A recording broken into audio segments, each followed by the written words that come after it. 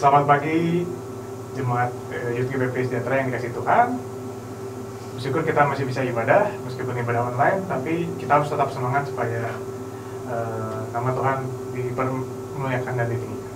Sebelum kita mulai ibadah kita mau angkat satu pujian. Kaulah harapan.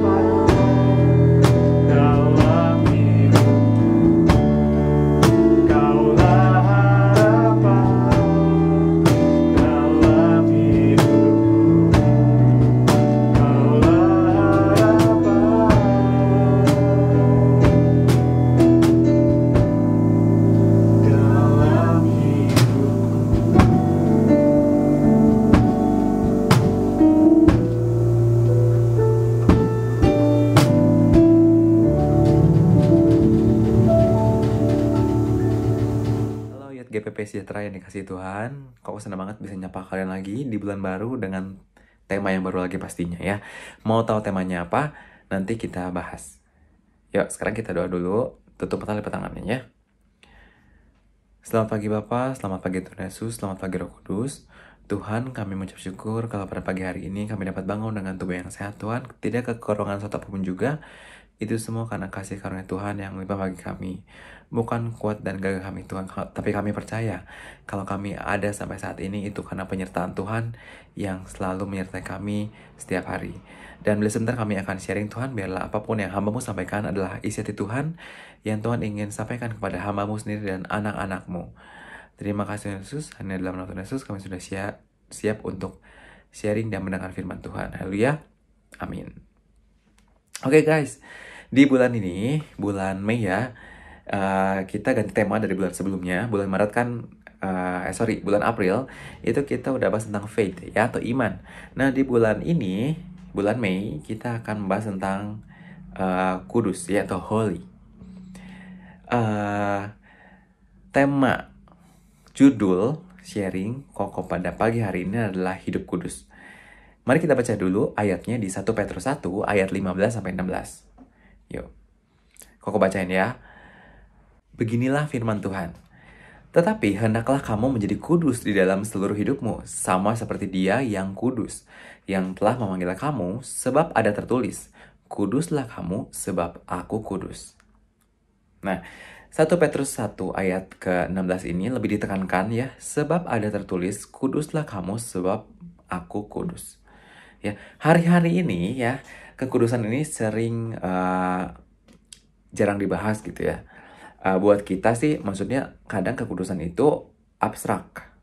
Ya, kekudusan itu bisa dibilang, ada yang bilang kalau bajunya putih-putih, terus jalannya kayak orang suci, ya, terus punya pikiran sendiri tentang kekudusan gitu. Pokoknya abstrak deh, ya. Makanya gak banyak orang hidupnya kudus. Ya, hari ini kita mau belajar apa yang dimaksud kekudusan oleh Alkitab. Ya, dalam 1 Petrus tadi ya, 1 Petrus 1 ayat 16, kata kudus atau holy ya, itu holy dalam bahasa Inggris. Tapi di dalam teks Yunani adalah disebut hagios. Apa artinya hagios? Pertama, ini kudus atau suci. Nanti bisa disalahartikan lagi.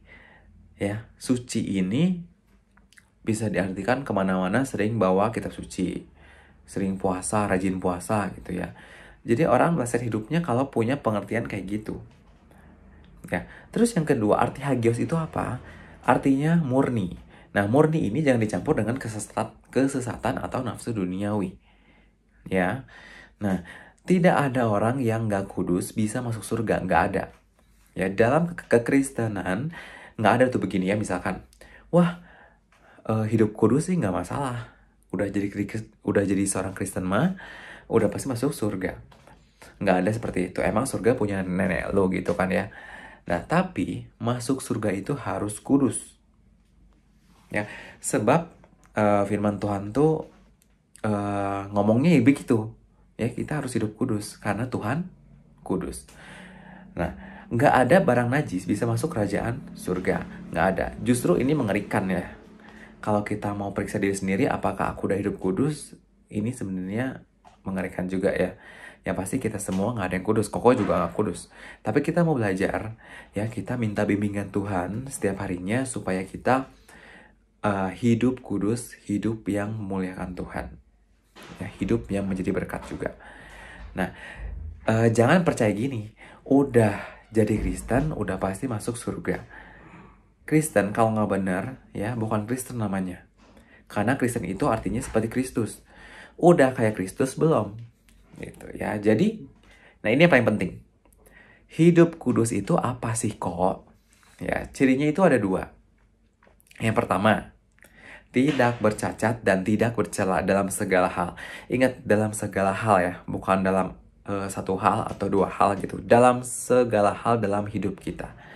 Ya, lakukan semuanya itu untuk Tuhan. Ya, kalau sekarang kita ngomong yang benar. Ya, tak bercacat dan tak bercela dalam hal bicara. Kan sekarang lagi zamannya medsos nih ya. Medsos, semua orang pasti main Instagram, main Facebook ya, atau main apapun lah ya, media sosial. Kadang orang tuh nulis yang nggak benar di media sosial. Contohnya hoax gitu kan ya. Apa itu hoax? Hoax itu adalah informasi yang belum terbukti kebenarannya. Jadi tuh masih dibilangnya gosip gitu ya. Jadi kalau misalkan itu hoax dan kita nggak tahu itu benar atau salah, ya kita jangan ikutan ngomong. Ya kita jangan nyebarin hoax gitu ya. Jadi jangan nulis juga yang enggak. Jadi kita harus menjaga kekudusan dalam hal berbicara, dan kita juga apa?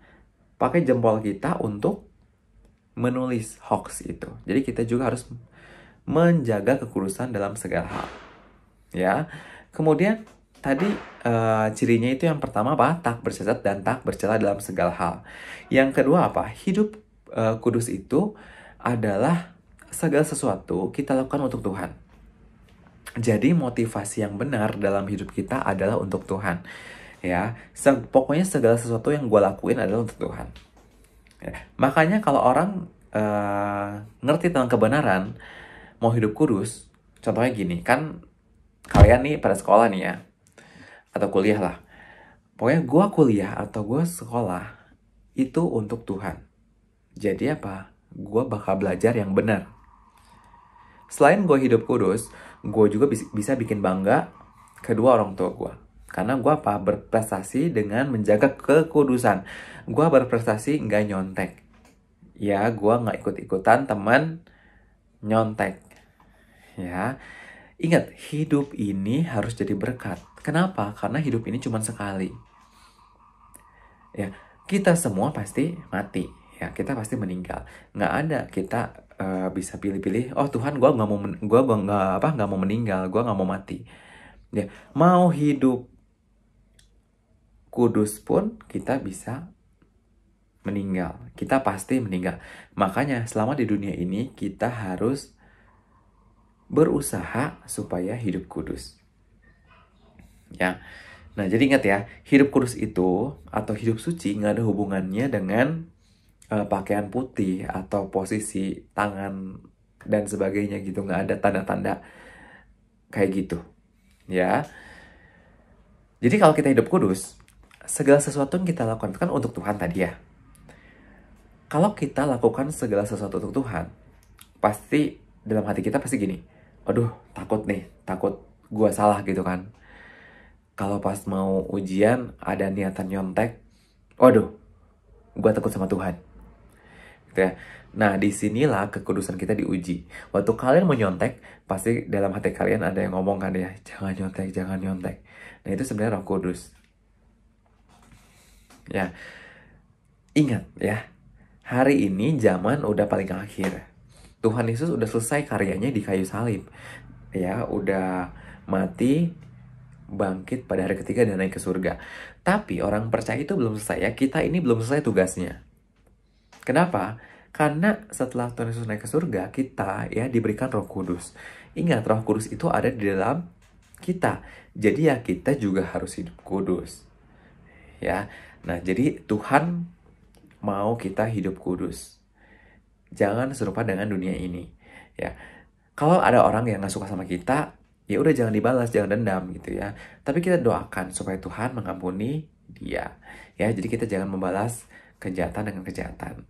Jangan sampai kalau kita balas dendam itu akan mengurangi atau menghilangkan kekudusan yang sudah kita bangun selama ini. Ya, amin untuk firman Tuhan. Mari kita berdoa.